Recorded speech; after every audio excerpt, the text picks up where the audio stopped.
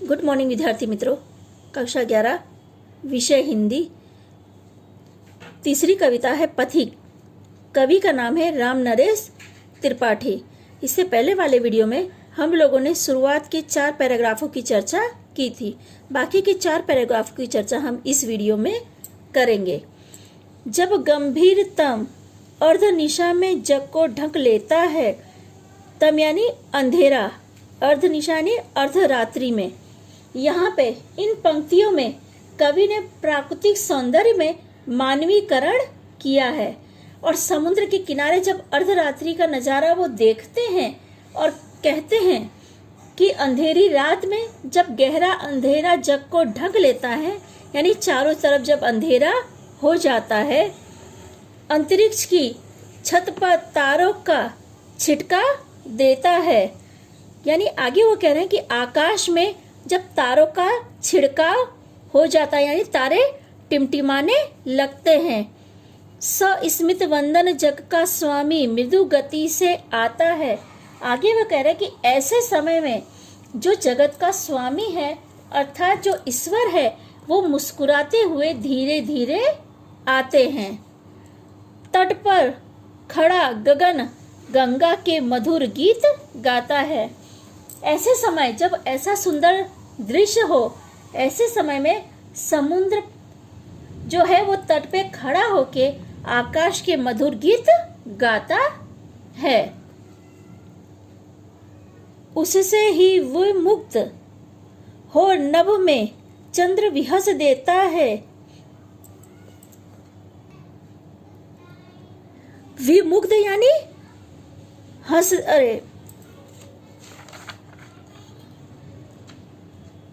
प्रसन्न होना या मुग्ध हो जाना। विहस यानी हंस देना। तो आगे लेखक बता रहे हैं कि ऐसे समय में जब इतना सुंदर दृश्य होता है, ऐसा मनोहर दृश्य होता है, तब जो आकाश है उसमें चंद्रमा भी हंस देता है। वृक्ष विविध पत्तों पुष्पों से तन को सज लेता है।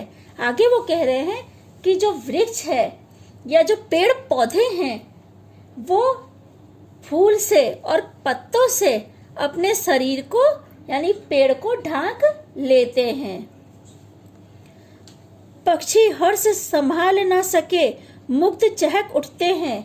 आगे वो कह रहे हैं कि ऐसा दृश्य देखकर पक्षी भी अपने आप को वश में नहीं रख सकते हैं और मुक्त होकर चहकने लगते हैं, यानी जो गुनगुनाते हैं। पक्षी अक्सर गाते हैं तो उसकी बात कर रहे हैं कि वो चहक उठते हैं, यानी मधुर गीत गाने लगते हैं। फूल सांस लेकर सुख की सानद महक उठते हैं।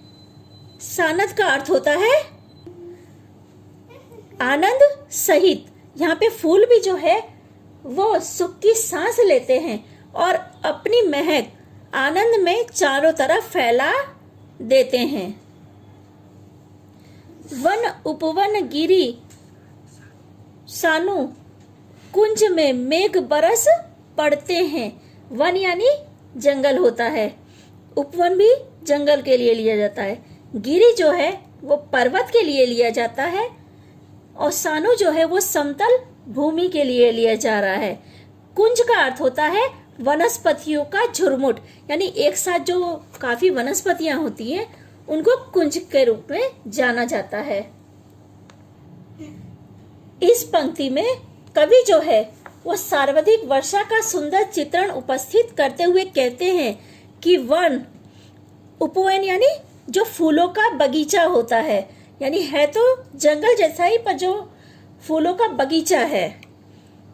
गिरी का अर्थ मैंने बताया कि पर्वत, सानु यानी समतल मैदान, कुंज यानी वनस्पति का जो झुरमुट है, उसमें मेघ यानी जो बादल है उमड़ घुमड़ के बरसात करते हैं। मेरा आत्म प्रलय होता है नयन नीर झड़ते हैं। आगे वो कह रहे हैं कि ऐसा सुंदर दृश्य देखकर, यानी इतना अच्छा दृश्य देखने के बाद उनका जो मन है वो अंदर से आत्म विभोर हो जाता है, यानी उनकी आत्मा अंदर से खुश हो जाती है और अचानक आंखों से नयन से, यानी जो उनकी आंख है उनसे आंसू झरने लगते हैं, यानी आंसू बहने लगते हैं। पढ़ो लहर तट तृण तरु गिरी नभ किरण जल पर प्यारी, यानी यहाँ पे कह रहे हैं आगे कवि कि जब ऐसा सुंदर मनोहर दृश्य हो और ऐसा मनोहर दृश्य देखने के बाद वो अपने प्रिय को संबोधित करते हुए कहते हैं कि तुम लहर, तट, तृण यानी घास, तरु यानी वृक्ष, गिरी यानी पर्वत, नभ यानी आकाश, किरण यानी किरण, अपने ड लगा देंगे, यहाँ पे किरण है, अपने किरण पढ़ेंगे। जलद पर प्यारी यानी बादल आदि पर छिड़काव करता है, यानी इन सभी चीजों पर, लहरों पर, तट पर, घास पर, पेड़ पौधे पर, पर्वत पर, आकाश से जो किरण और जल की प्यारी बूंदों का छिड़काव होता है। लिखी हुई यह मधुर कहानी विश्व वि मनोहर हारी, वि मनोहर हारी यानी संसार को मुग्ध करने वाली। वि मोहनहारी का अर्थ मैंने आपको समझाया कि संसार को मुग्ध करने वाली। तो यहाँ पे कवि बता रहे हैं विश्व को विमोहित करने वाली जो प्राकृतिक है, इसकी यह मधुर जो कहानी है, इसको सभी को पढ़ना चाहिए। कैसी मधुर मनोहर उज्जवल है यह प्रेम कहानी। आगे प्रकृति के सौंदर्य का सुंदर वर्णन करते हुए कहते हैं कवि कि जो प्रेम कहानी है बहुत ही मनोहर है, मन को मोहित करने वाली है, मधुर है और पवित्र है। जी में है अक्षर बन इसके बनो विश्व की बानी।